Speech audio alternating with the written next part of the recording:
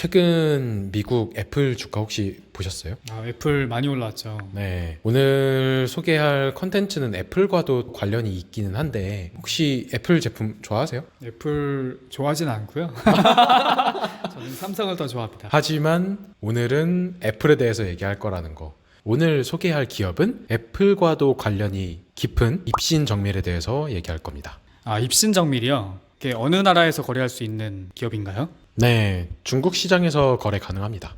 중국이요? 그럼 기업에 대해서 소개를 해주세요. 흔히들 뉴스 기사나 TV 같은 데 보면은 세계의 공장 중국이라고 얘기를 하잖아요. 근데 보통 미국에서 뭔가 제품을 만드는데 이 부품을 다 중국에서 만든다. 이런 얘기를 많이 들어보셨을 거예요. 네. 네, 그러면은 그 부품을 만든다는 기업이 도대체 어디냐라고 보면은 이름이 입신 정밀이잖아요. 그 정밀이 자기들이 만드는 IT 정밀 기기를 만드는 업체다라고 보시면 될 것 같아요. 그래서 그 정밀 기기가 대부분 애플 제품에 들어가는 이제 정밀 기기다. 그래서 애플의 주요 공급처라고 보시면 될 것 같습니다. 그 중에 어떤 걸 만드는 회사인가요?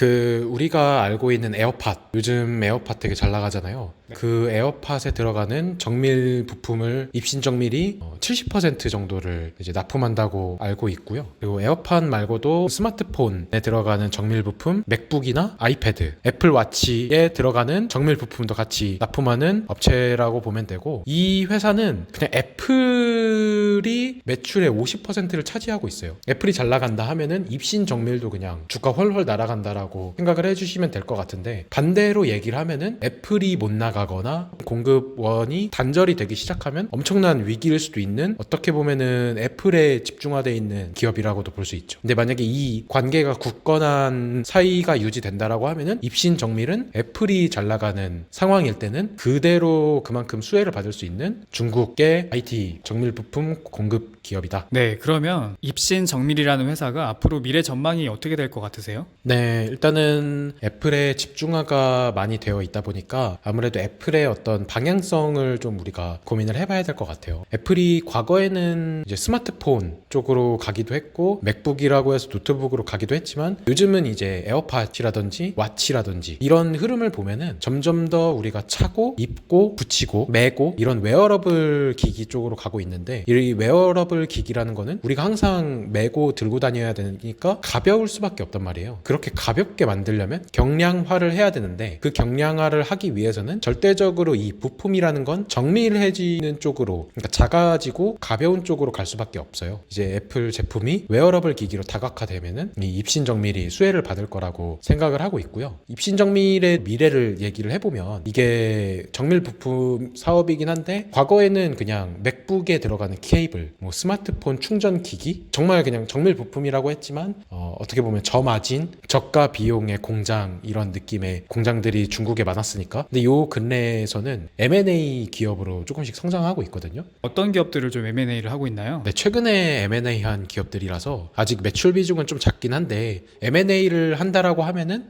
좀 미래 가치가 있는 기업들을 M&A를 하겠죠. 그 중에 하나가 차량용 정밀기기 하는 회사를 인수를 했고, 그 차량용 정밀기기를 하는 회사가 독일에 있어요. 근데 얘네가 이제 벤츠하고 BMW 쪽에 차량용 정밀기기를 납품하고 있는데, 앞으로 그런 쪽으로 이제 공장이 세워지거나 자동차가 판매될 때마다 입신 정밀이 수혜를 받을 수 있는 기업 중에 하나라고 생각을 하고, 최근에는 대만의 카메라 모듈 업체를 인수하기도 했고, 액정 고분자 안테나, 대만의 통신 장비, 그것도 이제 정밀기기 쪽인데 대만의 5G 정밀 부품을 만드는 밸류체인에 속해 있는 기업을 인수하기도 했고요.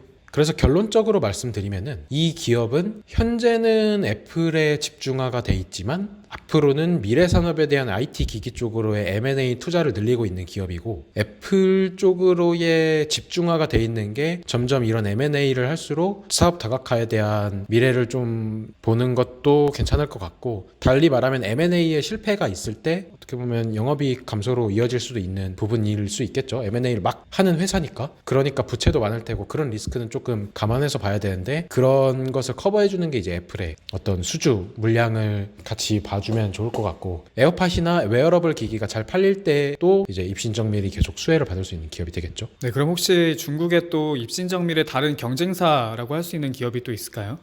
다 말하기는 좀 어려울 것 같고, 퀀타 컴퓨터가 있는데, 이 업체가 2015년부터 애플의 와치 시리즈라고 불리는 칩을 생산했었는데 이 칩이 이제 2020년부터 퀀타 컴퓨터가 생산하지 않기로 했고 그냥 아예 입신정밀이 애플 와치에 대한 칩을 독점적으로 생산하기로 했거든요. 그 점에서도 이제 독점 공급 계약이라는 면에서 그냥 애플 와치가 팔리는 족족 입신정밀의 수익으로 돌아온다라는 점에서도 경쟁사를 얘기하긴 했지만 뭘 얘기해도 지금 입신정밀은 수혜를 받을 수밖에 없는 기업이라고 보시면 될 것 같아요.